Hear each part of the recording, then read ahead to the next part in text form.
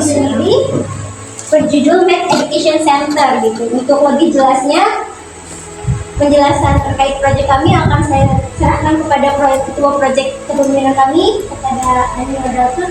Silakan. Baik, seperti yang disampaikan oleh rekan saya tadi. Jadi di sini saya akan menjelaskan tentang proyek kepemimpinan yang kami kembangkan, yaitu terkait dengan pelaksanaan PPL 2 di SMP 12 Palangkaraya. Tema yang kami ambil yaitu Med Education Center, yaitu pusat pembelajaran matematika. Nah, di sini anggotanya itu kami semua, kami berdelapan mahasiswa PPL. Nah, pada fase discovery ini itu kami melakukan observasi dari pelaksanaan PPL 1 sampai ke pelaksanaan PPL 2 yang kemarin. Nah, di sini kami melakukan observasi secara langsung di kelas.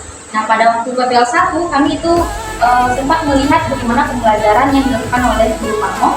Kemudian kami juga melakukan wawancara dengan peserta didik, bagaimana nih pandangan mereka dalam belajar matematika. Terus bagaimana pendapat mereka, apakah bagaimana kendala yang mereka dapatkan gitu. Kemudian wawancara juga dengan Bapak Ibu guru matematika, dan kemudian identifikasi hambatan dalam pembelajaran peserta didiknya, yaitu peserta didik menganggap matematika itu sulit dan abstrak. Nah, kadang mereka mengatakan, saya bosan untuk belajar matematika gitu. Kemudian kurangnya motivasi dan pemahaman mereka terhadap penerapan konsep matematika. Nah, itu yang kami dapatkan selama melakukan observasi dari PPL 1 sampai ke PPL 2 yang ada. Dan kami menyimpulkan 3 permasalahan yang akan kami kembangkan di proyek kepemimpinan ini. Yang pertama itu kurangnya minat dan pemahaman peserta didik dalam pembelajaran matematika. Yang kedua, kurang optimalnya penggunaan media pembelajaran pada saat di kelas. Dan yang ketiga itu peserta didik cenderung menggunakan rumus dan solusi instan tanpa memahami konsep dasar matematikanya. Nah, berdasarkan hasil observasi kami juga sempat melihat bagaimana media yang digunakan di sekolah ini. Ternyata media pembelajaran yang ada di SMP 12 itu cukup banyak.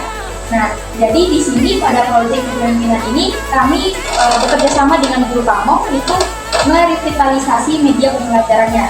Dari yang konkret kami jadikan ke media interaktifnya. Nah, pada fase game ini itu misi dan impian dalam merancang Med Education Center ini, kami berharapnya Med Education Center ini dapat membantu guru Pamo nanti untuk dalam pembelajaran di kelas. Nah, jadi dari Med Education Center ini kami akan mengembangkan perangkat pembelajaran yang interaktif. Jadi ada template-nya kami bikin, nanti guru Pamo akan menjadikan itu sebagai media pembelajarannya di kelas. Nah, pada rancangan ini kami juga menjadikan merancang media-media ini di ruangan terbuka. Itu sempat sebelumnya berdiskusi dengan guru Pamo itu di ruangan perpustakaan. Nah, tujuannya di sana itu agar peserta didik dapat secara langsung lihat, oh ini ya balok, ini ya kubus. Nah, jadi mereka bisa tahu langsung bagaimana penggunaan dari balok kubus ini. Dan tujuan dari perancangan Med Education Center ini juga untuk meningkatkan kemandirian belajar peserta didiknya. Nah, jadi mereka bisa belajar mandiri bagaimana menemukan konsepnya, kemudian mengkonstruksi pemahamannya sendiri. Jadi di aplikasinya tadi akan ditampilkan LKPD interaktifnya dan LKPD secara nyatanya. Nah, untuk LKPD interaktifnya, peserta didik ini nanti mereka akan mengisi secara langsung. Nah, kami akan menyediakan materinya di sana, mereka belajar mandiri, kemudian juga disediakan LKPD yang akan Bapak atau Ibu gunakan di kelas nanti.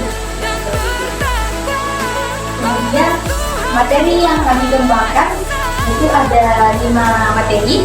Nah, 5 materi ini kami ambil berdasarkan media yang ada di sekolah. Dan materi ini yang dipelajari di kelas.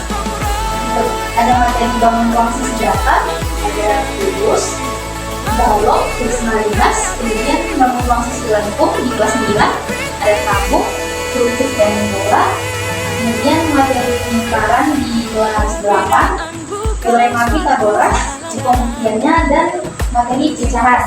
Itu yang saya jelaskan tadi, bentuk banner yang kami taruh di perpustakaan Edik. Nah, jadi isinya ada judulnya, tujuannya, kemudian media yang kami gunakan. Nah, bagaimana keunggulan dari media-media yang kami gunakan ini. Ini rancangan spanduk kami untuk sosialisasi nanti, Bapak Ibu. Jadi kami nanti minta waktunya kepada Bapak dan Ibu untuk agar kami dapat mensosialisasikan proyek ini ke seluruh siswa dan guru. Materi pecahan ini nanti mereka dapat belajar secara mandiri. Misalnya, Ibu, ini gimana sih Bu cara menggunakan pecahan ini? Sebenarnya kok dapat kita ngambil. Nah, tapi di sini menampilkan model penggunaan medianya. Ya. Kali ini kita akan belajar tentang materi pecahan menggunakan alat peraga yang sederhana dan juga menyenangkan, yaitu ada blok pecahan di sini. Jadi di sini yang pertama kita akan mempelajari tentang pecahan dari 1/2. Jadi di sini ada sebuah lingkaran yang kita bagi menjadi 2 bagian. Nah, 2 bagian tersebut yang kita bagi itu bisa kita katakan untuk penyebutnya. Jadi mengapa di sini 2? Karena pada bagian lingkaran ini kita bagi 2. Jadi Tutorial penggunaan dari media pecahan. Nah, selanjutnya kita akan lihat bentuk dari media ruang susulan kub. Di Google Sheet yang ini, Google Sheet-nya itu setiap materinya akan ada ikon-ikon seperti ini, Pak. Ada bagian materinya, ini berupa e-book matematikanya, kemudian ada lembar kerja peserta didik, itu yang seperti yang dijelaskan tadi, LKPD interaktif dan LKPD secara nyatanya yang akan dikerjakan di kelas. Nah, nanti siswa bisa langsung mengisi di sini. Mereka mengisi nama, kelas, kemudian dikasih pilihan jawabannya. Nah, jadi siswanya bisa mengisi. Misalnya ini gambar sabuk, mereka klik mengetik sabuk. Nah, kemudian ini bisa dipasangkan. Ini misalnya warnanya di sini. Kemudian penjelasan kami tentang perancangan proyek kepemimpinan kami, Bapak Ibu. Demikian, terima kasih. Saya kembalikan kepada moderator. Assalamualaikum warahmatullahi wabarakatuh. Itu tadi penjelasan terkait proyek kepemimpinan kami. Mungkin dari Ibu dan Bapak ada yang memberikan masukan, saran dan kritik terkait proyek kami. Kami bersilakan. Dan Ibu terlebih dahulu.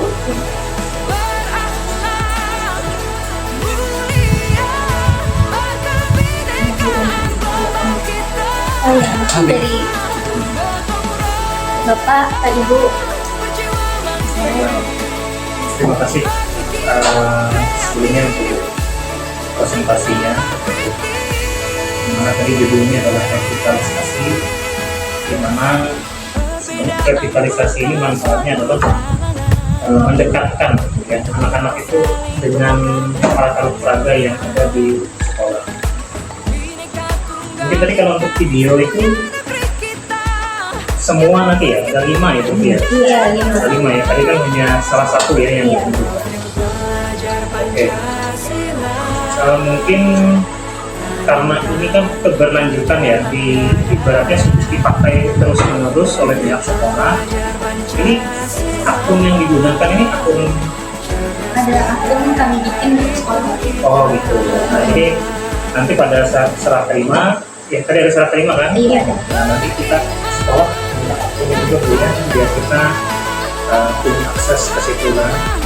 Dan mungkin karena menu-menunya di situ banyak ya, kalau kita mengingatkan mungkin terbatas ya, bisa dibuatkan manual Bu.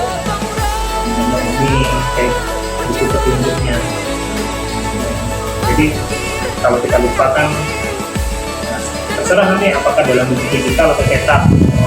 Ya itu bagus sih. Google Sheet-nya mungkin ada nih. Kalau saya buka, saya menempatkan saya sebagai siswa.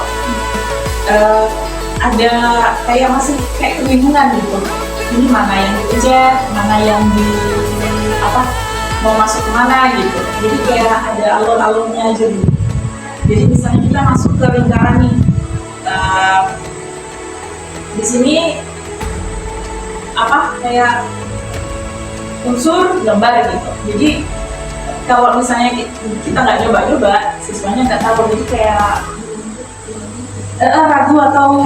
ragu gitu, nggak takut yang mana nih yang dipencet, mana ini yang jadi kayak lebih ke spesifikasi aja. Mana sih anak dituntut, mana yang mau dipencet, tombol yang mau dipencet gitu. Nah, cenderung ke situ aja maksudnya.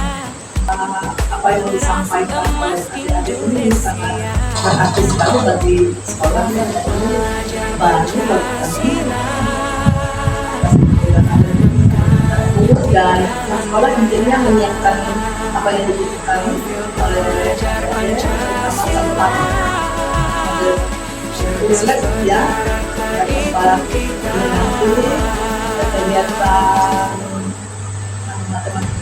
matematika di situ sudah lengkap ya alat-alat itu, dan sekolah menyiapkan tempat nanti di ruang perpustakaan.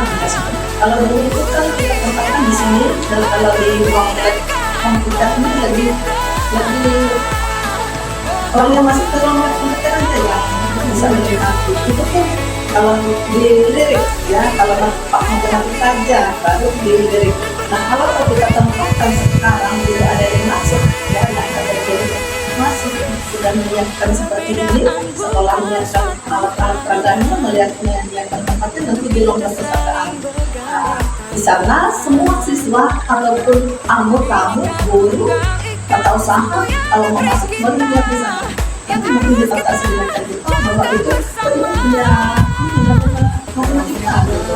Itu nanti kita atur ya kolaborasi dengan dosensi yang mengelola perpustakaan. Apakah yang jadi pojok ya, kalau mungkin itu di pojok kita akan masuk ke sana. Kita setelah ini kita bisa survei ya, survei tempat mana yang cocok, kemudian membutuhkan berapa ini ya, berapa kos kita bantu untuk yang lain-lain kita bisa bantu meja itu meja apa nanti kita meja kemudian kita siapkan tempat mejanya, kemudian kalau untuk perbedaan bahwa ini labnya matematika yang berada di perpustakaan nanti bisa kita siapkan karpet ya, karena ada karpet yang tidak terpakai itu wadah di situ kita bedakan bisa pakai ini contoh bagi makan yang lain nanti di sana semua oleh dibaca atau dilihat dinikmati oleh semua yang masuk. Intinya sekolahnya menyiapkan dan mendukung apa yang menjadi kegiatan adik-adik dan siswa selama di pesantren. Terima kasih, selamat. Silakan Mas ini gitu. Jadi langsung poin aja gitu. Peluangnya jadi nggak perlu terlalu panjang gitu. Dan juga yang seperti kata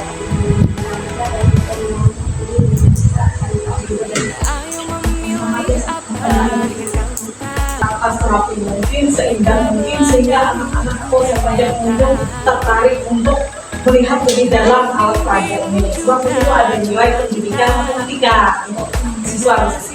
Jadi nanti ada itu sediakan di situ ada scan barcode gitu di setiap alat gitu, setiap alat peraga ada. Jadi anak tadi scan, nanti setelah mereka scan mereka masuk ke sudah ada diarahkan gitu ya. Salah satunya mungkin yang saya video tadi. Iya, Penjelasan gitu. Jadi ada itu sudah buat, tadi ada 5 materi ya. Jadi ada 5 itu sudah jadi videonya semua.